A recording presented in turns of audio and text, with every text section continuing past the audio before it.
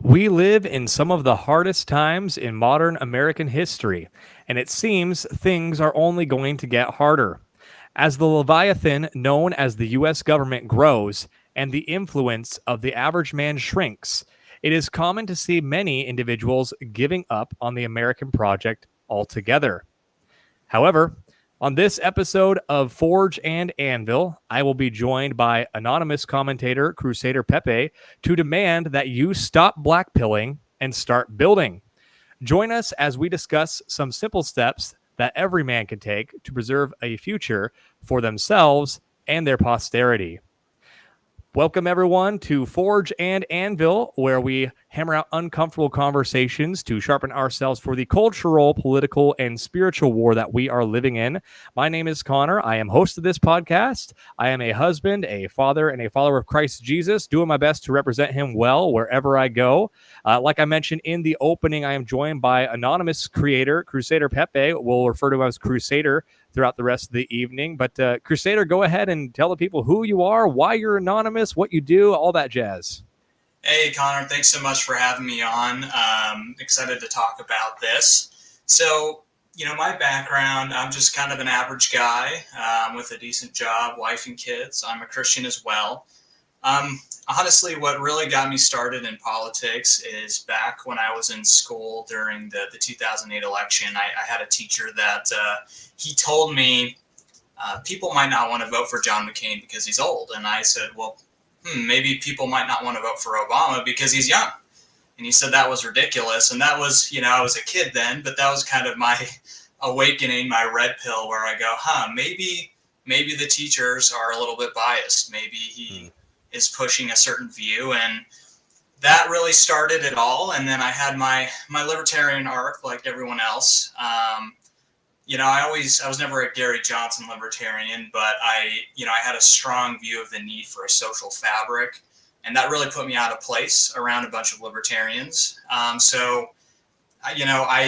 was active on Twitter at 2018 or so, and I kind of pulled back around 2019, and then COVID happened, and nothing worked like I thought it would. Just like everyone else has said over the past few years, really changed my worldview of what is politics, what is power. Started listening to guys like Orrin McIntyre, reading more and really trying to understand, why are we in the place we're in? Why does the Constitution not necessarily hold back power and the government?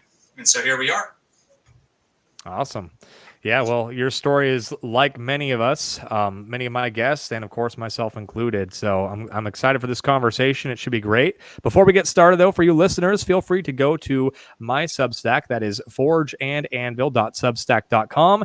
That is where I put all the episodes of the show. You can put in your email for free, and it gets sent directly to your email as each episode drops in podcast format.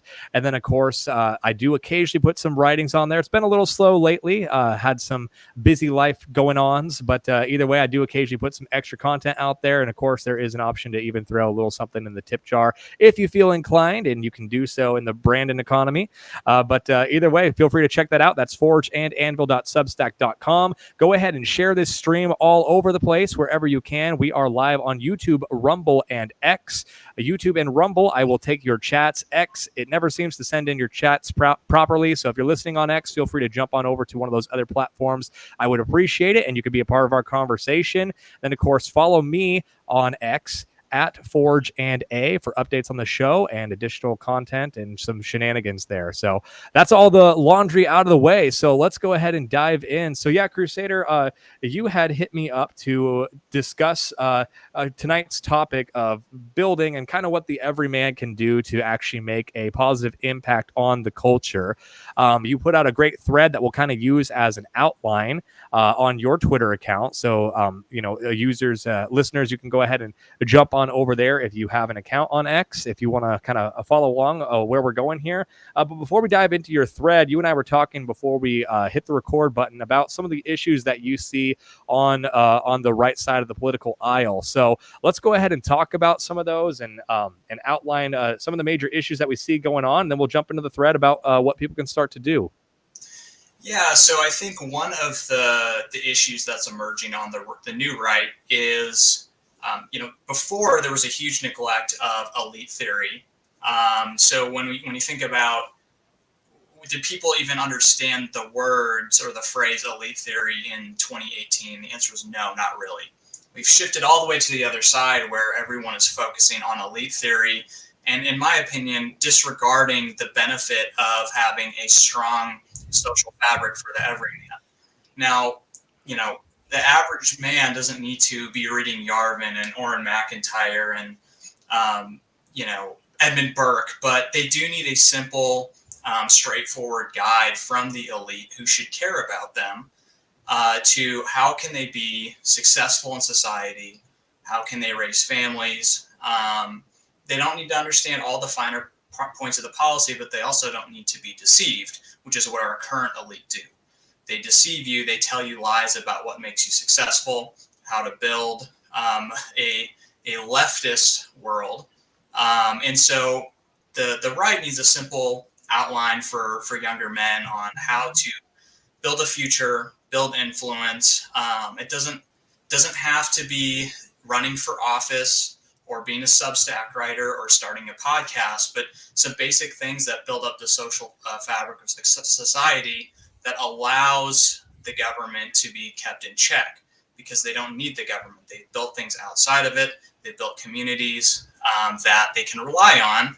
And so I think a lot of men, we live in a fatherless society. Even if a lot of men do have fathers, they still have not received this tradition and this heritage that used to be passed down from father to son for generations. And so I think we need to, unfortunately, when a generation screws something up, we can't just revert back to the prior generation. A lot of times we have to almost start anew and build again. And so that's really where I wanted to focus and really encourage some men to take action. Yeah. Yeah, I completely agree. And, we've talked a lot on this show on and off about elite theory, but we've never necessarily done much of a full episode breaking it down. But it is something that I tend to agree with, at least insofar as I believe that not everyone is cut out for politics. Now, the debate around, who should be involved, I think that's multifaceted, and we won't tackle that tonight. But what's interesting, though, is we do live in the total state, as Orrin McIntyre has kind of coined it, him and Yarvin both. And one of the things that I find interesting is now that we are a liberal democracy, and for those who are getting their keyboards ready for the comment section, I'm not saying I believe we're a democracy, we're a republic. But whether we want to believe that, if you think that the republic is a proper republic as it was designed to be, it is not. We are definitely drifting towards a liberal democracy as some of the checks and balances are eroded. But as a result of this liberal democracy with mass media, everyone is expected to be political. So whether you want to be political or not, there's an expectation now that the average person is supposed to be political. And to your point, Crusader, we don't need every single person to be a political activist. We do need some sort of minimal level of engagement among the average person. But a lot of that is just doing things like strengthening social circles and social mechanisms that help keep the state in check. And that's kind of a lot of what we're talking about tonight. These social circles, whether that be family, church, outside organizations, those get eroded. And as those get eroded, the state takes on more power, which is, of course, where the total state coined term starts to come from. As those things erode, the state grows in size, and the state does what it can to assault those things. That's why we see the assault on the nuclear family. That's why we see the assault on church and religion as a whole within the United States. We see rampant secularism promoted. But I'm kind of diving a little bit ahead of our topic for tonight. But let's go ahead and start off from the get-go then, Crusader, with what people can start to do to make a positive impact and begin to turn this culture around. Yeah, so to start off, I always like to make it clear that I understand the environment we're in when it comes to financial, social, the dating market. It is more challenging than ever.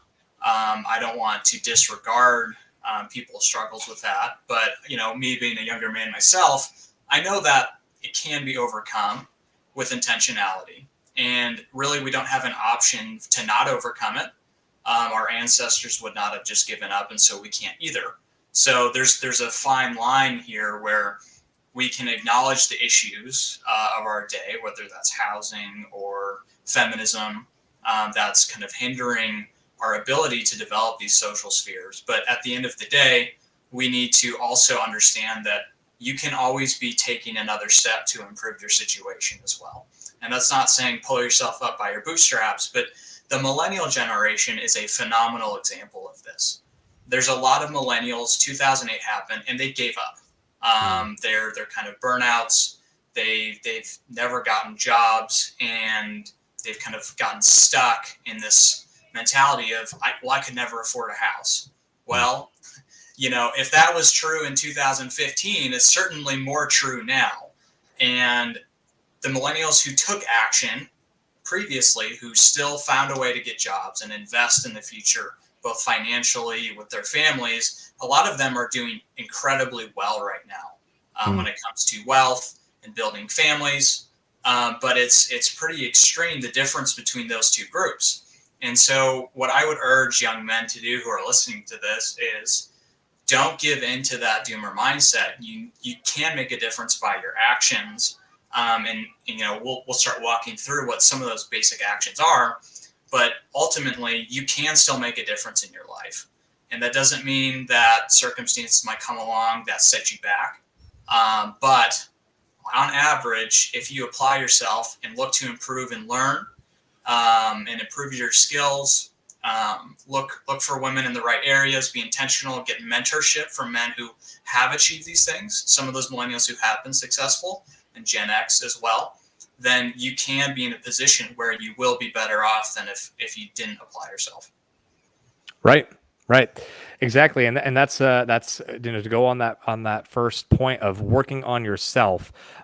You're right. It doesn't have to be anything super complex. Not everyone is going to, become the host of the next conservative activist movement, but even doing things like basic educational goals for yourself, whether that be history or that even be math or that be doing things like acquiring skills. Like there are so many people that have soft skills like being on time and communication, but they don't have any real technical skills. So when times get hard, they find themselves struggling to find meaningful work that could employ them and provide. And that's just where it boils down to, everything from social skills to technical work skills to health and fitness. I think health and fitness is a big one too. There's a lot of people that your whole outlook on life can be affected by how well you're doing physically, and that's an important thing. And it's important to not minimize that.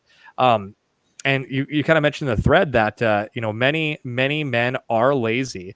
And to your point, we don't want to sit here and preach, pull yourself up by your bootstraps. I think that was the mistake of the boomer generation, is that they over preached that. But there is a ditch on both sides of the road. And the other ditch is laziness and just being completely complacent and not wanting to ever work on yourself and wanting to be a victim. We don't want to claim victim mentality. We can acknowledge that the world is getting harder, because it is, but we can do so without pretending that we are completely free of any agency. There are things that we cannot influence, like if you're talking about federal politics, for example. On the national level, yeah, it's going to be really hard to make a big impact in DC. Not saying you can't, but it is near impossible. But that does not mean that you can't make an impact on your school board or on your city council, just to use politics as one example. So there's plenty of things that are actionable items that are actually within your grasp. In fact, Josham over on Rumble said most people should just take the peasant pill. If you can just take care of your family, be dependable to your church, and help out your community, then you'll be building quite a lot. And of course, we're going to be talking about more of those subjects in a moment here. But anything to add on the kind of working on yourself principle before we move on to our next point?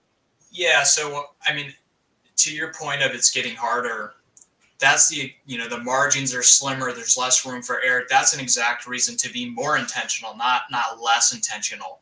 And so what I would say is the first thing you need to do is find a man in your real life, whether he's at a church, whether he's at your workplace, someone who's clearly successful, has similar values to you, and just reach out to them and say, hey, can you help me? Can we meet once a month? Or, some guys are really busy, maybe even just once a quarter. And can we sit down and tell me how you were successful and help me be successful? And what you'll find is if you raise your hand and reach out to people that are in these positions, there's nothing they want to do more than help people. In fact, they often enjoy that more than anything else in their life outside of, save a few things, of helping people who are genuinely interested. But they're not going to go out of their way to help you necessarily. They want you to raise your hand. They want you to take initiative.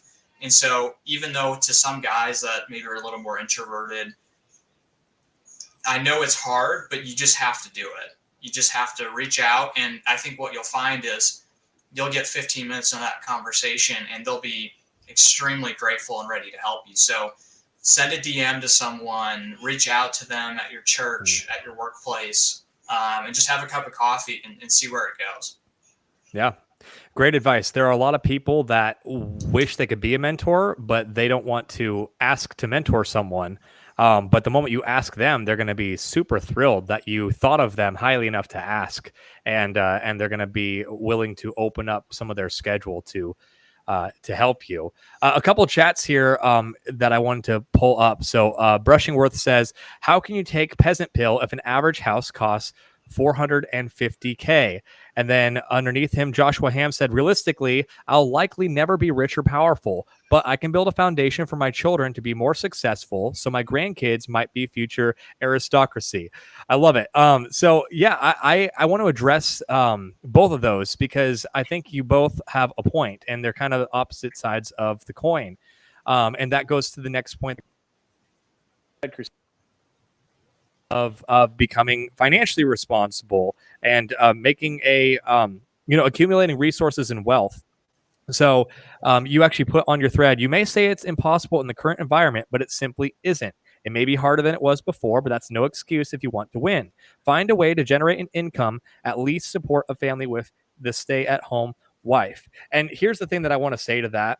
And I'm just going to give out the disclaimer. This is not financial advice. You can take it or leave it. I'm not going to tell you how to invest or anything like that. I'm not Dave Ramsey, but similarly, I do think that I have been well instructed in the realm of finances, mostly because my dad was, as Dave Ramsey would call it, fake rich.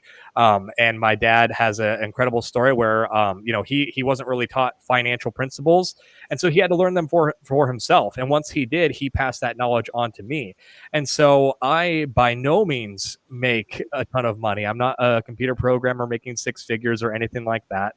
I just make a decent living that I think, depending upon who you ask, might make it into the middle class, might not. Again, depends what website you're looking at these stats for. But either way, I am able to have a stay-at-home wife, and a lot of that was because we were diligent in the small things when we were young. We did things like avoided debt as much as possible. I had a tiny bit of student loan debt. I'm not big on college. That's a whole story for another time. And some of you who are familiar with the show already know my thoughts on that. If you're not, you can go over and watch the Renaissance of Men episode I just did on Will's podcast. We talked a little bit about my story there. But either way, I'm saying all this to say that because we were able to do things counterculturally where we didn't utilize credit card debt and things like that, we are able to afford a very modest lifestyle. We live very frugally. We don't have expendable income, really. We pretty much just make enough to put a tiny bit aside for our children's, because a wise man leaves an inheritance to his children and his children's children. But aside from that, we basically have no expendable income. But we are very happy because we are debt-free minus a mortgage, and we are homeowners. That's a huge blessing, and we recognize that. Many of you guys are not in that situation, and I feel for you because we lucked out in regards to, we were ready to pull the trigger when we could. But that to say, not all houses are $450,000. This is not something that people like to hear, but this is just the reality of being willing to take drastic steps to set yourself up for success. There is a lot of red states in the middle of the country that have cheap housing. Many of them have better politics than some of the swing states or coastal states that some of you listeners may be living in. And so, there is truly options for you when it comes to housing. You can look up housing in Arkansas, and you can find a starter home for a reasonable amount of money, 200,000, for example. And you can get into home ownership and get yourself an asset that starts to appreciate in value. And then you can play the home game, and home ownership is the number one tool for wealth building. That's just one aspect I wanted to mention, because to your point, Crusader, home ownership is becoming harder and harder. I don't want any of you to misunderstand me. I complain constantly about the housing market on my show. Whenever we do talk about finances, which is not too often, but when we do, it's almost always a point to talk about college and to talk about debt and to talk about housing. But it's not impossible to become a homeowner, but it will take more sacrifice in our generation. In fact, Joel Webbin actually, he's the one that I heard say this, and I thought it was great, and so I've been taking it for myself. Boomers who think that that millennials and Gen Z are all just lazy, they're completely wrong. There are many of us who are lazy. We all know those people, but those of us who are hardworking and diligent and trying our best to get ahead, you know.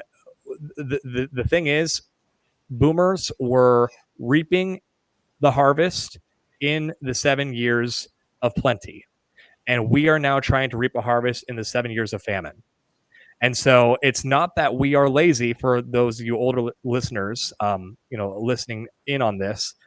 It's that the reality is boomers, many of them worked hard and they truly earned their living, but it was during the years of plenty. And now many of us millennial and Gen Z are now in the years of famine. And that's where there's some blackpilling happening. And so we kind of got to keep it in perspective that it's getting harder, but it's not impossible. So I'll get off my soapbox and turn it over to you, Crusader. Yeah, and I think there's a couple big traps that a lot of people fall into. So if you go to college, you get accustomed to kind of living a lifestyle that's either inflated by debt, or you don't have a lot of responsibilities. So it's easy to build up this lifestyle, and you get out of college and that just continues and continues. And then there's also the two income trap, where people, they have two incomes, and they can be a little looser with their finances. They don't have to be as frugal. And then kids come along.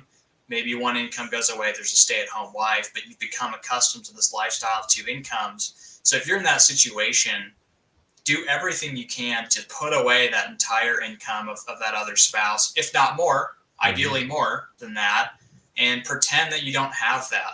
That way, when you make the transition to childhood, or having children, that cut isn't there, that pain isn't there. And I think that's a lot of people get into this lifestyle that goes away, and then that causes a lot of negative downstream effects. There's resentment, maybe from a wife to a husband. The lifestyle I had is no longer possible. I need you to make more money. I need you to work harder, maybe at the expense of time with the family. And then furthermore, the husband will start to resent the wife for that as well. So, and then that goes on to your children as well. So it can be a pretty precarious situation if you fall into that trap. I did want to go back to, homes are $450,000. At the end of the day, we're all going to be starting in a different spot. Maybe right. You're Elon Musk kid and you have all the resources in the world. And then maybe your parents weren't around and you have nothing. You're starting from nothing. You're starting from ground zero. I don't think the goal needs to be, we all need to reach this point where we're essentially an aristocracy today. The goal is, and always has been for past generations, is how do I put my kids in a better place going forward? Right. Even if that's just one more rung up the ladder, I know it's, for some people, that you might just have to understand that maybe your life, you're not going to get there yourself. Maybe you're not as healthy, maybe you have health issues, but with that, you learn how to deal with those and prevent them for your children. During your lifetime, you might not ever overcome those issues, but the reality is you might be able to help your kids do that. And you might not see victory in your lifetime, but that's okay. The point is that you're working towards that and pushing towards that, and that's what will start to build our societies back, at starting at the family level, and that's relevant to every single man that's listening to this. Yeah, I completely agree. And I will say, even becoming rich, it's possible in America still. The American dream of becoming wealthy out of nothing is still possible. It's again, the window's closing. It's getting harder and harder with the funny money and things like that our government is involved in. But if you do manage to do something like Joshua in the chat was talking about, starting on 1 acre on a trailer and going up from there, and he's playing the housing game. But you can honestly get into a starter home, and if you are able to get on a 15-year mortgage and you're able to make the payments work, once that paid off, if you're starting at age 30 and you paid off by the time you're age 45, just putting a mortgage payment into mutual funds, from age 45 till 65. I mean, you should, minus the market completely tanking, but the SP 500 on average has been about 12%. And again, I'm not giving financial advice, but if you do the math on something like a 12% return, you're gonna hit the millionaire status, in your 60s. And that's a huge inheritance that you can bless your children with. And then also Joshua Ham did mention as well. He said, flip side, abandoning your roots is hard. Not everyone has the mentality to be a settler or colonist. It's hard to leave everything and everyone you know. Multi-generational housing can help with saving. I agree with all of that. I am a bit of a migrant. I grew up in Washington State, and then, again, I've told that story before as well. But I would not be able to move back to Washington State in good conscience anymore. As much as, even though I lived in the better part of the state, the east side of the state near Idaho. But either way, I moved, but a lot of my family had already moved away from Washington.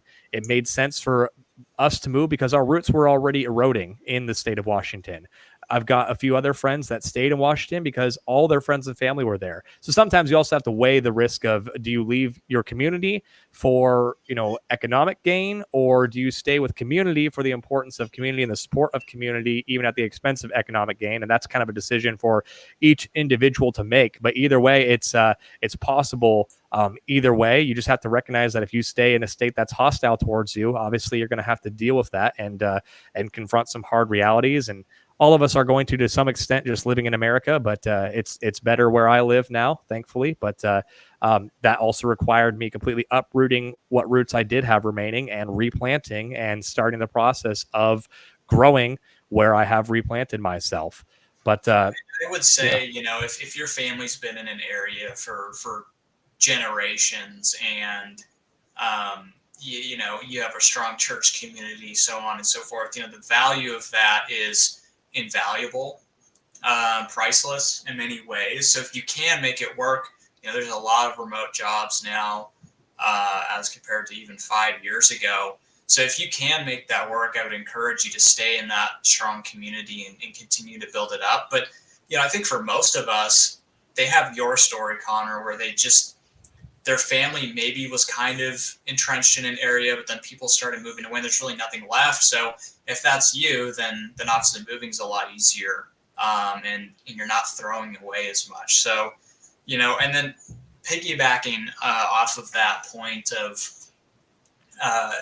building those generational roots in an area, you should be very intentional about where you're moving and the implications of that, because a lot of jobs are going to be demanding on you in different ways.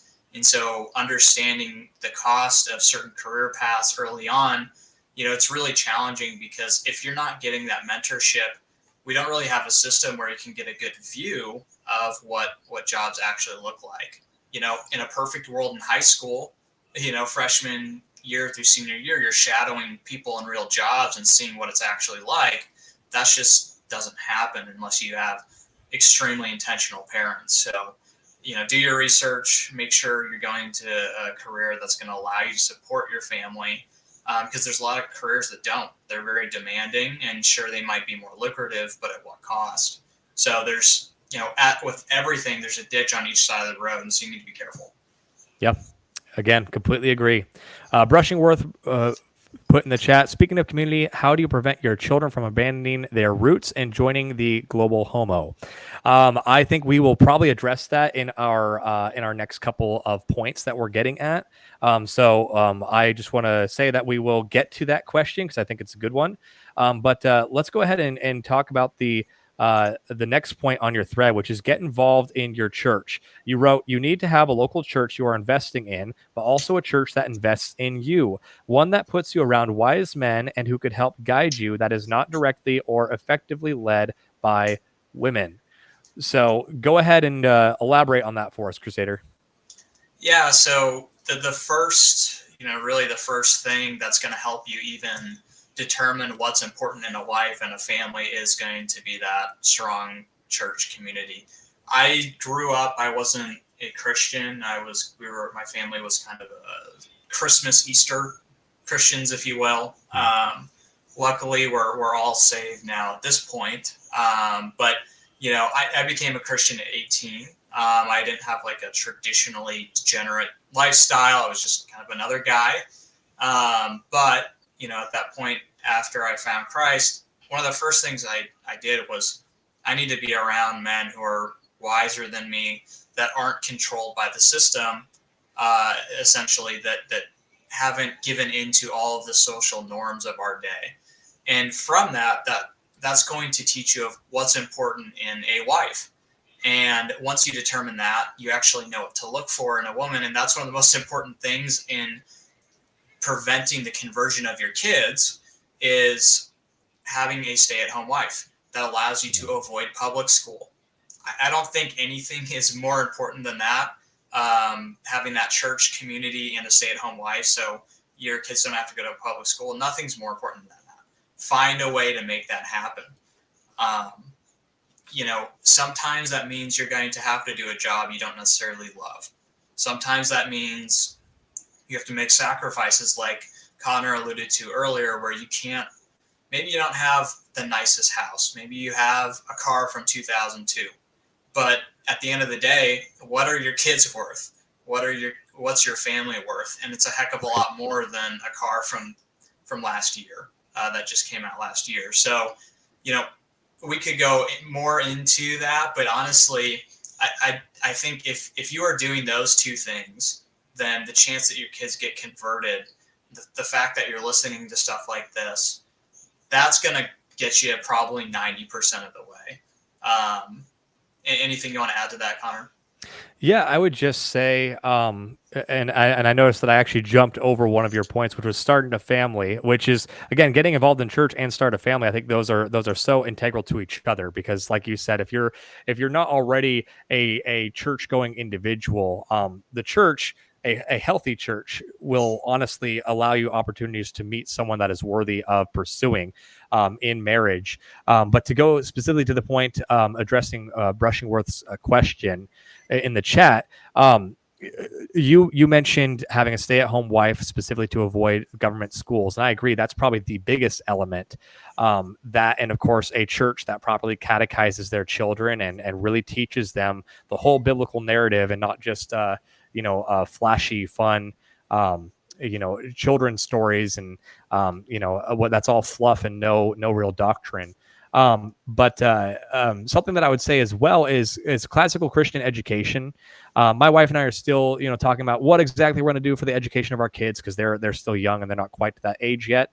But I did have a conversation, so I'll plug it with Nick Duncan on classical Christian education.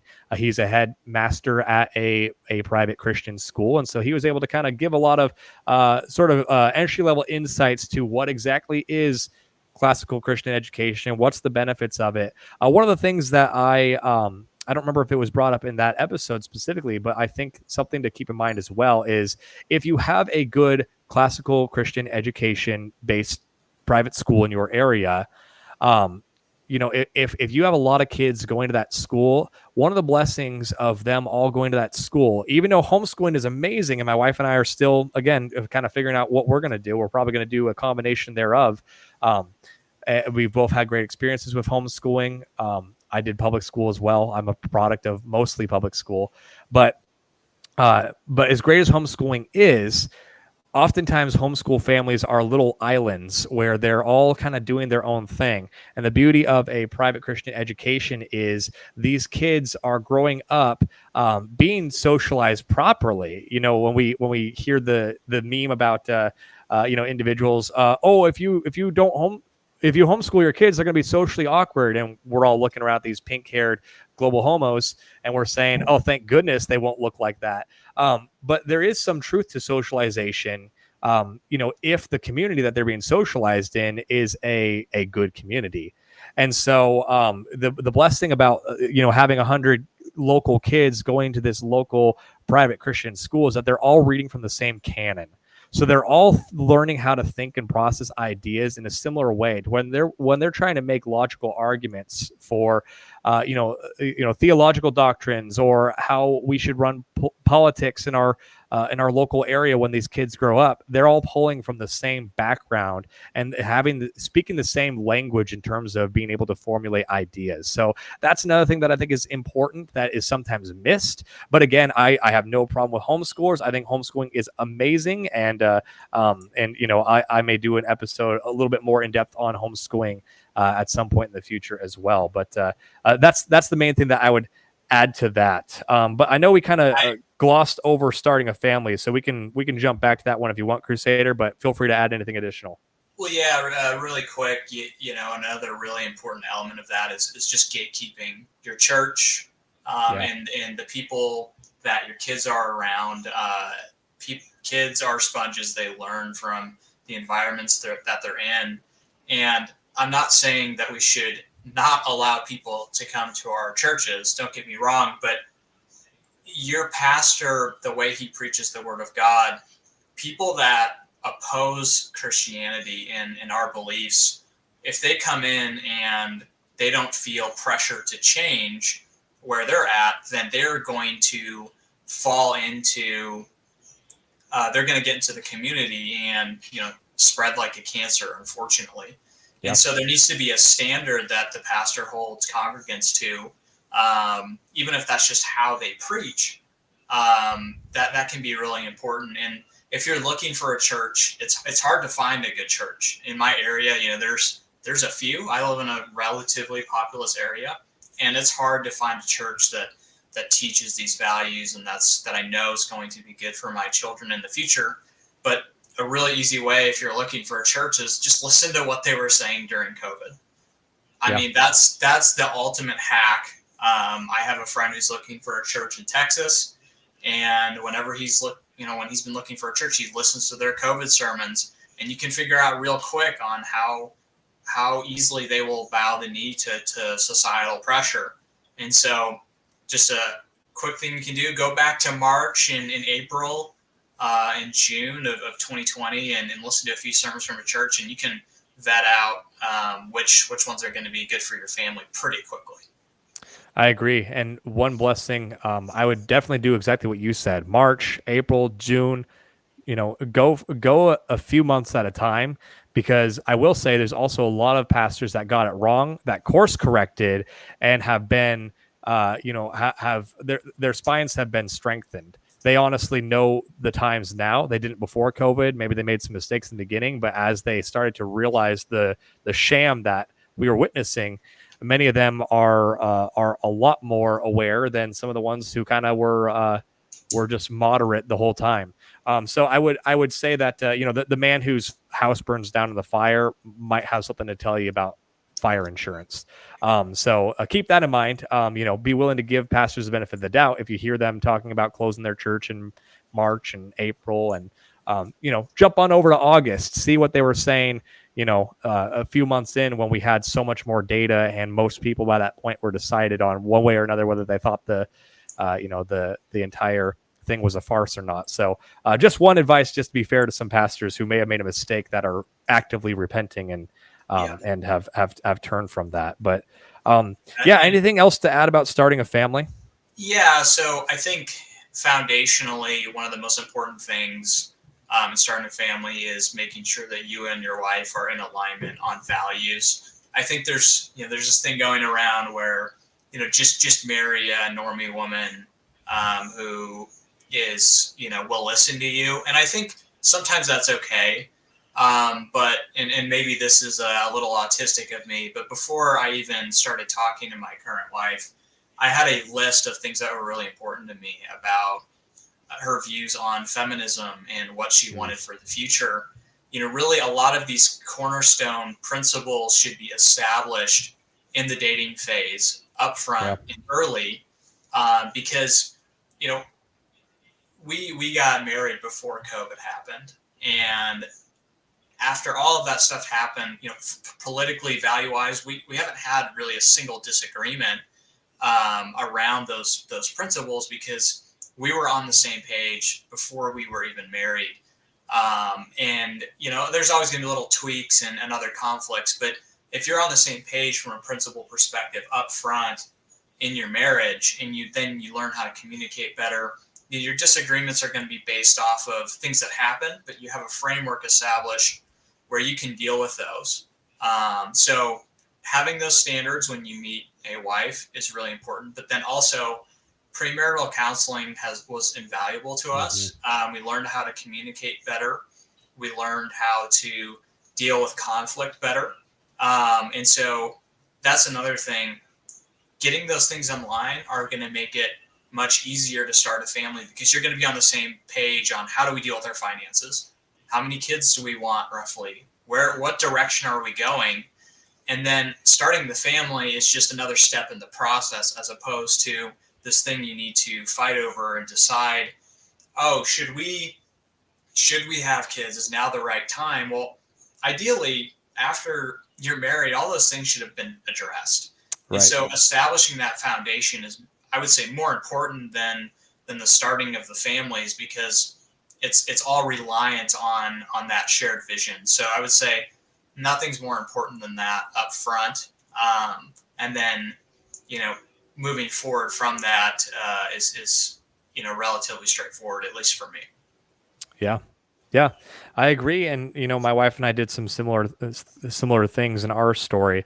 I would say that the big thing is to remember that when you're going in the dating field, you don't have to, on the very first day, just blow her mind with all your most, controversial countercultural takes. But you should start to do that after a couple dates. You shouldn't waste your time on someone and not be talking through these hard things, but you don't need to scare them. You can have a real conversation. Hey, I'm looking to get married, not tomorrow, but I am looking to get married. I don't date for fun. Here's some things that you should know about me. Here's some things that you should know about my past. That's an opportunity for you to also be transparent about your sexual history or Yeah. different sins that you have in the closet that you're going to need to address. Get those all out in the open prior to marriage. It's so much harder. I knew a guy that was deeply entrenched in a pornography addiction still, and I was kind of counseling him through that because I had struggled similarly and kind of gotten past it at that stage in my life. And so I was talking through it with him, and he was dating a girl, and he told me that he was kind of planning on waiting until they were engaged to talk to her about it. And I said, dude, no, Yeah. you got to go talk to that girl right now. And they did not work out. And unfortunately, it didn't work out, and I feel bad for him. But at the same time, I think that he would probably agree with me that he dodged a bullet because once this girl knew that he had a pornography addiction, she couldn't stomach him. She was disgusted by him. She did not look at him with the grace of our Lord and Savior and saying, yes, you have a past, but you are repented of it, and I forgive you. Instead she was just, I can't believe you have this, and not realizing that it's so common for most men. But either way, my point is just get that out in the open. In dating, you don't have to do it on the first date, but you should do it probably by the third date or so. Have some real hard conversations, do it early. And then to Crusader's point, you should do premarital counseling with a pastor that knows you both, he doesn't have to know both of you super well, but if he knows at least one of you and you trust him, I think the man should pick. Honestly, the man should guide and lead in that. But that premarital counseling will hopefully ask questions of you that you hadn't considered before and expose, different flaws in each of you that you've yet to explore with each other. And everything you just said is antithetical to all the advice that men receive now. You're supposed to play the game. You're supposed to, wait till we're engaged and they're kind of locked in. And, don't text her back too often. And all these weird things that, if your relationship is based on all these weird games, that's going to come into your marriage. You're going to be playing a game the whole time. And that's just exhausting. I told myself, I tried doing that when I was younger, a younger Christian, playing the game in a way. And eventually I just got sick of doing it. I said, I don't want to do this in my marriage. That would be terrible. So I'm just going to be straight up and honest and straightforward.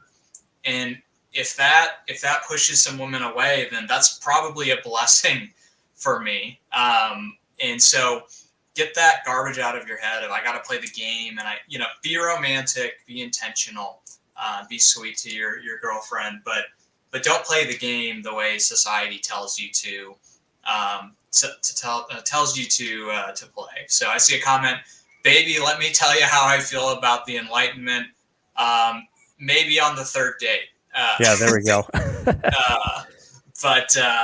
But yeah, so that's what I would say, when it comes to starting a family, that's really important. So I know we're getting close to time here. There's just one more point, but Connor, anything else before we move on?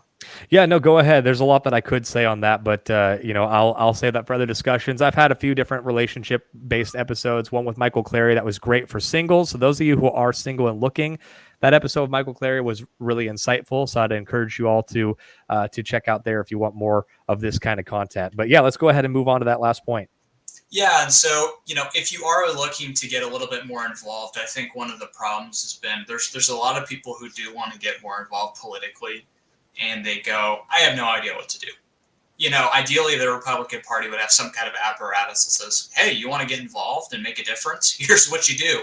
Right. But that just doesn't exist because it's not a real opposition party for the most part. But one thing, I recently went to the Old Glory Club conference, and I'm not a full member yet. We're working on starting a chapter in my area. But the idea of that organization at a real high level, it's a fraternal organization for men, and it's designed to create a group of like-minded individuals who are working towards all of the things we've talked about and creating a social network that's a little bit different from the church. It's more of a pre-political organization where like-minded individuals can rely on each other, whether that's looking for jobs, whether that's supporting each other in times of need, in a way, similar to the church, but a little different. And the idea behind that is in 1900, 60% of men were involved in some kind of fraternal organization outside of their church, on top of their church. And what those organizations essentially allowed you to do is push back against the government. Because if Bob got injured during a job, he needed a new job, or he got canceled, he would have a bunch of men there to support him, help him out, get him plugged into a new job, help support his family. And so the need for government to step into some of those areas of life wasn't there because it was already being taken care of. There was already an apparatus where people, a welfare state that was not reliant on the government, essentially, a group that protected their own. So if you are looking to get involved at the local level in a soft way, looking at something like the Old Glory Club, I'm sure there's other organizations out there, but I think that's a great starting point because you don't have to run for city council by joining something like that. But maybe a guy in that organization is running for city council and you know him and you can influence him or support each other. And I think that's a great way, from the grassroots up to really start building these local areas, these more red areas into places where we can actually start having institutional level of control and influence. Right. I completely agree. And I don't know much about Old Glory. I don't know, really what their aims are, because that's an organization that I heard the name probably about a month ago, maybe a little more. Hadn't actually had a chance to look into it, so I'm just going to trust the audience to do their digging on that. But either way, the principle is still the same. That there are these groups that are not necessarily churches, that are a little bit more willing and able to be political in a way that a church cannot. It allows you to find a brotherhood of individuals who feel similarly to you. If you have to pick the two to give your time, one of the two to give your time to, obviously prioritize the church, because the gospel is the most important thing. But similarly, we have to be doers and not just pious thinkers and talkers.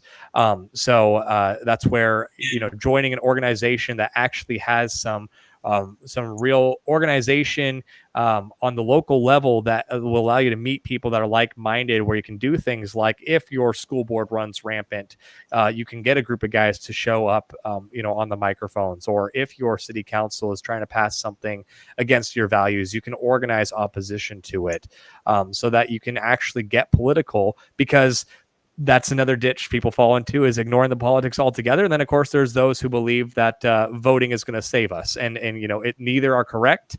We have to be politically involved and engaged, but of course, it needs to not be all consuming. But some of us will be called to spend more of our time on it than others. Some of us will be called to start podcasts like this one, or some of us will just be called to be simply good husbands and fathers, and occasionally just keep up on what's happening in their local area. So it's going to look a little bit different for each one of us. Yeah, and ideally, men from your church are also involved in those organizations. Yes. It's not just an island. One minor addendum there. But I know we're close on time, so we can wrap up. In terms of closing thoughts on my end, I would say, if you're a young man, or even if you're an older man that needs guidance, reach out to people, start taking action, make yourself better. That's the first step. So don't be afraid to do it. There's a lot of men out there who are willing to help you. There's a lot of great content out there. Ren of Men is great. He's doing great things that give you kind of foundation. So reach out to people, get some help, and then you can go from there. Awesome. I agree. Well, Crusader, thank you so much for joining, and thank you all for listening. Feel free to hit that subscribe button if you're not yet subscribed, whether that be YouTube or Rumble. Feel free to follow me on X at Forge and A. I really appreciate it. It does help me out. And if you enjoyed everything that you saw here, you can, of course, check out the Substack, forgeandanvil.substack.com. Put in your email for free, and you'll get the episodes sent directly to your email as they come out. And then, of course, you can get some additional content there as well. But thank you all so much for listening. Crusader, where can people go to follow you? Yeah, the easiest place is just going to be on X. My @ is Crusade, no R, Pepe. Someone took the R. But if you search Crusader Pepe, I should show up there as well. And then I have links in the bio.